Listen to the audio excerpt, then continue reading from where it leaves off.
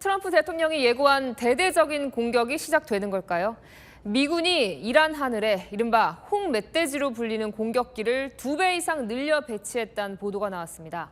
미국의 지상작전을 지원할 걸로 보이는데 호르무즈에 출현하는 이란의 고속정들을 파괴하는 데 탁월한 능력을 갖춘 걸로 전해집니다. 배정현 기자입니다.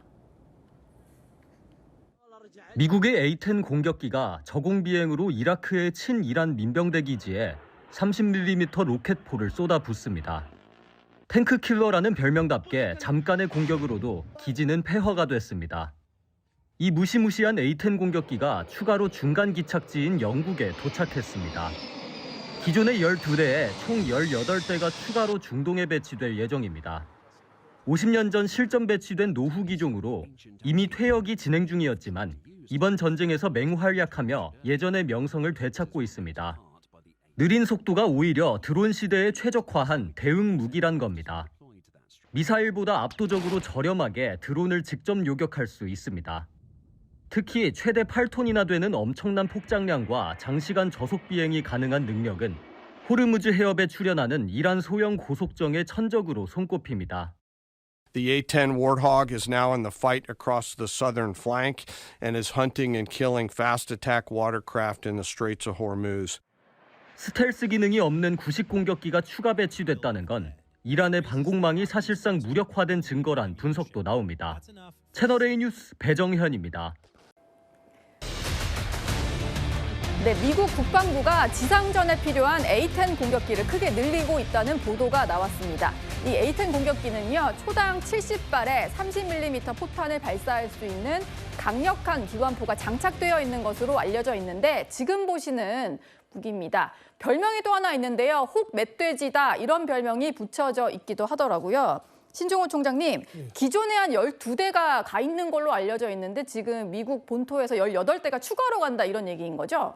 네, 그렇습니다. 그 A-10 썬더볼트라고 하죠. 원래 이름은 썬더볼트 공격기인데 근접 항공 지원 항공기입니다. 예. 낮은 고도에서도 일부 대공포를 맞아도 방탄 능력이 뛰어난 그런 부분도 있고 해서 미국이 이번에 투입한 건데 도태가 좀 돼요. 오래된 비행기입니다. 예. 근데 지금 이거를 좀 대체할 수 있는 비행기가 없다 보니까 A-10 썬더볼트를 많이 투입하고 있는데 대부분 우리가 뭐 모기함대라고 부르지 않습니까?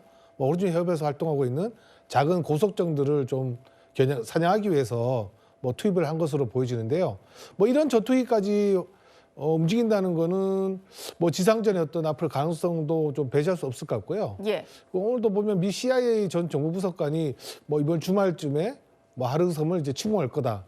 주말 아니면 다음 주 초쯤 그런 예견도 나오고 있고 미국인들 거의 과반 이상이 트럼프가 지상전을 벌일 것 같다는 그런 예측도 하고 있는데 그런 차원에서 지금 지상전을 지원할 수 있는 근접 항공 지원 항공기를 좀 추가로 보강하고 있는 것으로 보여집니다. 예. 예. 이게 어떤 건지 좀 설명을 해주셨는데 저는 궁금한 게 혹멧돼지라는 별명이 붙어서 이게 왜 붙은지가 좀 궁금한데 어떤 이유 때문에 저런 동물의 명칭이 붙은 건가요? 예, 비행기 자체가 그렇게 이쁘지는 않죠. 못생기도 한데 예. 결국 못생겼는데 과거에 보면은 이 전투기 앞부분에 멧돼지 이빨을 그려서 다니는 게 있었어요. 실제로요? 예, 그렇습니다. 예. 그러다 보니까 이제 별명이 그렇게 붙고 실제로 앞에 그 마킹을 멧돼지 이빨을 그려가지고 날아가게 했는데 그만큼 맷집도 세고 무장도 강하고 하는 그런 항공기다. 저돌적인 항공기다. 그러다 보니까 예. 그런 별명이 붙어진 걸로 생각됩니다. 예. 예. 지상전에 아무래도 좀 대비하기 위해서 여러 가지 또 무기들을 보내고 있다라고 볼 수가 있을 것 같은데 항공모함에 이어서 전투기들도 잇따라 배치를 하다 보니까 이 배경에도 좀 관심이 쏠리는 것 같습니다. 여러 가지 무기들이 지금 중동으로 다 가고 있다라고 하는데요. 이영종 기자님께 좀 여쭤볼게요. 네. 일단 2, 3주 안에 강력한 타격을 예고를 했잖아요. 그러면은 그것에 대비해서 일단 다 모아두는 거다 이렇게 봐야 될까요? 네, 그렇습니다. 지금 미국 측에서 특히 중부사령부에서 이란의 방공망이 완전히 무력화됐다 이렇게 얘기하는데 그게 사실 어느 정도는 사실인 것 같습니다. 예. 조금 전에 저희가 봤던 A-10 같은 경우에도 원래는 저게 탱크 잡는 이런 용도로 많이 쓰는 거고 또 너무 낡고 좀 둔합니다. 사실 속도도 느리고 이래서 대공포나 이런 걸로 쏘면은 맞아서 떨어질 수 있거든요. 저공에서. 그래서 이제 아파체 헬기라든가 이런 걸로 다 이제 대체가 된 이런 상황인데 저런 낡은 기종까지도 이제 투입을 한다. 이거는 거의 지상에서 공중을 향해서 이제 공격할 이런 게 없다 이렇게 볼 수 있고요. 예. 그 핵시설 이스판을 B-52 그 전폭기가 가가지고 때린 것도 사실 이게 1951년, 61년 이때 막 나온 비행기라서 다 그 스텔스 기능도 없고 그래서 노출이 될 수 있는데도 무기를 30톤까지 많이 실을 수 있기 때문에 가서 이제 폭격을 한 거거든요. 근데 이렇게 취약한 비행기가 이스파한까지 들어갔다는 거는 대공망이라든가 이런 것들이 이제 거의 와해됐다는 걸로 이렇게 볼 수가 있겠습니다. 예. 지금 저희가 무기 하나를 또 여기 같이 좀 그려봤는데 EA-37B라는 항공기인데요. 이거는 뭐 전파 교란용으로 보내는 건가요, 신종훈 총장님? 예, 그렇습니다. 뭐 EA-37B 같은 경우는 현존하는 전자전 항공 중에서 가장 최강을 평가받고 있는데요.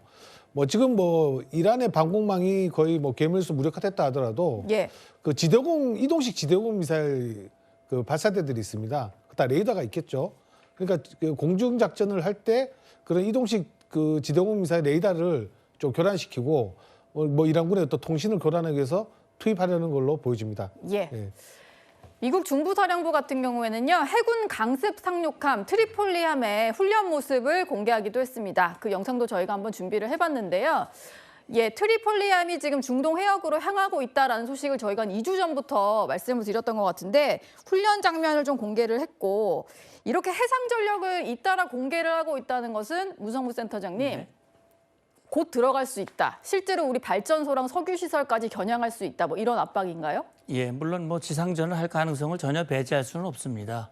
신 총장 말대로 이게 이제 근접 항공 지원을 전적으로 담당해 왔던 A-10을 추가 투입한 것이 그런 의미로 해석될 수도 있겠습니다만 예. 트럼프 대통령의 연설 내용을 보면 그 이전에도 얘기를 했지만 지금 이제 트럼프 대통령이 이 전쟁을 끝내고 이란에서 철수하겠다 그랬는데 그 시한이 2주 내지 4주거든요. 길어야. 그러면 이걸 만약에 지상전을 투입을 한다? 그 안에 끝낼 수 있겠습니까? 쉽지 않거든요. 그렇기 때문에 저는 이렇게 트리폴리 함의 뭐 상륙 이런 걸 공개하는 것은 이란에 대한 협상에 호응할 것을, 합의에 호응할 것을 압박하는 그런 목적이라고 생각이 되고요. A-10과 아파체 헬기의 투입은 우리가 좀 주목을 해봐야 되는 거거든요. 이게 뭐냐면 지금 사실 이란이 비대칭 전력을 가지고 호르무즈 해협을 봉쇄하고 고통에 몰아넣고 있거든요. 그러니까 작은 고속정, 소위 말하는 모기 함대라고 하는 것, 드론, 그리고 숨어있는 작은 이 함포들, 이런 것들이 끊임없이 괴롭히고 있는 거거든요. 저 멀리 있는 미사일들이 많이 제압이 됐기 때문에 그러니까 지금 그걸 때려잡는데 가장 적합한 무기가 오래됐지만 예. 저 A-10하고 아파치입니다. 저거야말로 그걸 콕콕 잡아가지고 정확하게 때릴 수 있는, 그리고 거기서 뭐 반발해도 크게 피해를 입지 않고 계속 때릴 수 있는, 그렇기 때문에 앞으로 제가 볼 때는 2주 내지 4주 같으면 호르무즈 근처에서 봉쇄를 위해서 썼던 이란의 무기들은 거의 초토화, 제압되지 않을까라는 그런 생각이 드는데 예. 어쨌든 그런 걸 염두에 두고 지금 배치를 하고 저렇게 전자전기까지 동원하는 것은 그나마 남아있는 통신망, 지휘통제 체계를, 레이더 체계를 마비시키면서 하기 위한 그런 일련의 작전으로 저는 생각이 듭니다. 예. 뭐 미국과 이스라엘 같은 경우는 공격을 아직도 끝내지 않았고 더 강력한 타격을 예고한 상황이니까 계속해서 관련 영상도 공개를 하고 있는데요. 정밀 유도탄으로 이란의 지하 군시설을 타격하는 영상도 추가로 공개를 했습니다. 신종훈 총장님, 이란의 지하 군사시설을 뭐 거의 다 괴멸시켰다라고 하는데 추가로 계속해서 저런 모습도 공개를 하더라고요. 예, 지금 2,000파운드 이제 벙커버스터 탄으로 추정됩니다. 예. 지금 대부분 이제 지상에 있는 시설들은 다 타격이 됐고요. 지금 지하 시설을 하고 있는데 실제로 처음에 그 자구 산맥에 이제 미사일 기지를 벙커버스 타격했을 때 제대로 무력화가 안 됐습니다. 그럼 대부분 지금 입구 갱도 쪽을 이제 벙커버스터 해가지고 완전 무력화 좀 시키려고 하고 있는데요. 뭐 당연히 지금 뭐 지하 시설에 있는 뭐 탄도 미사일이나 뭐 드론 등이 계속 지금 위협하고 있잖아요. 그 대부분 지금 뭐 B-50이나 B-1B나 B-2 다 대부분이 벙커버스터로 좀 폭격을 하고 있는 겁니다, 지금. 예. 뭐 이렇게 공격을 받는 상황에서 이란도 가만히 있지만은 않고 있습니다. 바레인의 미군 주둔지에 미사일을 발사하는 영상을 공개를 했는데요. 하늘로 저렇게 날아가는 미사일이 포착이 됐고요.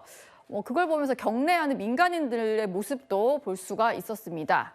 일단 이란 같은 경우도 그 중동에 있는 미군 기지를 집중적으로 타격 대상으로 삼는 것 같아요. 이영종 기자님. 네. 뭐 이란 입장에서도 당하고 있을 수만은 없으니까 미사일 뭐 드론 공격 이런 거 계속 이어가는 상황인 거죠? 그렇습니다. 초반에는 사실 이란 입장에서는 주변국에 있는 중동 국가의 미군 기지를 노리는, 그래서 이제 거기에 여러 가지 시설이라든가 이런 걸 타격을 해가지고 이란에 대한 공습 작전이나 이런 것들을 좀 무력화시키거나 수위를 낮추는 데 초점이 맞춰졌는데요. 지금 이란이 하는 이 미사일이라든가 로켓 이런 공격을 보면 바레인에 공격한 것도 보면 어떤 대규모 시설이나 이런 게 아니라 미군이 집중적으로 모여 있는 거점을 지금 때리고 있거든요. 이거는 제가 보기에는 이란이 이제 그 막판에 좀 밀리면서 미국 쪽에 미군의 희생을 내는데 좀 초점을 맞추고 있는 것 같아요. 예. 미군의 전사자라든가 이런 부분이 좀 지금 13명으로 나타나고 있지만 더 이게 대량으로 되게 되면 미국 내 반전 여론이라든가 트럼프에 대한 비난 이런 것들이 좀 올라갈 수 있다. 이런 점을 노리고 지금 어떻게 해서든지 좀 그런 쪽으로 방향을 잡고 있는 것 같습니다. 예. 그렇죠. 미군들의 어떤 이제 인명 사상이 발생하게 되면 트럼프 대통령이 직접적으로 영향을 받을 수 있다 보니까 아무래도 이렇게 미군 주둔지에 미사일 공격을 집중하는 것으로 보입니다. 또 이란은요, 미국의 첨단 중고도 장거리 무인 항공기 리퍼를 격추했다 이렇게 주장을 하면서 관련 영상도 공개를 했습니다. 뭐 비슷비슷한 영상이어서 저게 뭐 이번에 공개한 거라고 해서 실제 격추를 했는지는 알 수가 없습니다만 하늘의 암살자라고 불리는 이제 리퍼인데 격추된 거 사실일까요, 신종호 총장님? 예, 격추가 좀 일부 시베리아에서 사실로 좀 알려지고 있습니다. 근데 이게 격추가 좀 되는 이유가 있어요. 예. 지금 중부사령부에서 공개한 이제 타격 영상들 있지 않습니까? 대부분 리퍼가 촬영한 영상들입니다. 그러니까 당연히 공중에서 좀 장기화 채공하고 그런 이제 영상을 촬영하고 이제 하다 보니까 격추율이 좀 더 높아지죠. 원래 이렇게 작전 안 하죠. 예. 리퍼 같은 경우는. 이란 상공에 들어가는 횟수가 많다 보니까 이제 예. 격추 대상이 되는 거군요. 그러니까 이번에 같은 경우는 그 뭐 중부 사람도 그렇고 이란도 그렇지만은 그런 전쟁 의사를 공개하면서 미국 국민들에게 중미국 같은 경우는 우리가 전쟁에서 확실히 이기고 있다는 걸 보여주는 영상들이 많이 공개되고 있어요. 예. 공개할 때마다. 리퍼가 그런 걸 대부분 찍는데 이렇게 찍고 장기화 채공하다 보니까 격추율이 높아지는 거지 실제로 그렇게 작전하지는 않습니다. 예. 근데 이란이 파괴했다고 주장하는 미국의 첨단 무기들을 모아보니까요. 꽤 많습니다. 뭐 리퍼도 마찬가지고 E3 조기 경보기도 반파 상태로 저렇게 볼 수 있었고 최신형 블랙호크, 뭐 스텔스기까지 비상 착륙하는 일이 있었는데 이 금액들을 다 모으니까 천문학적인 액수가 되거든요. 문성무 센터장님. 네. 미국도 어쨌든 전쟁 때문에 엄청나게 좀 비용적인 손실도 큰 것 같아요. 예, 뭐 비용이 들지 않을 수가 없을 겁니다. 그러나 이제 이란이 입은 피해와 비교한다면 뭐 좀 표현이 적절할지 모르겠습니다만 조족지혈.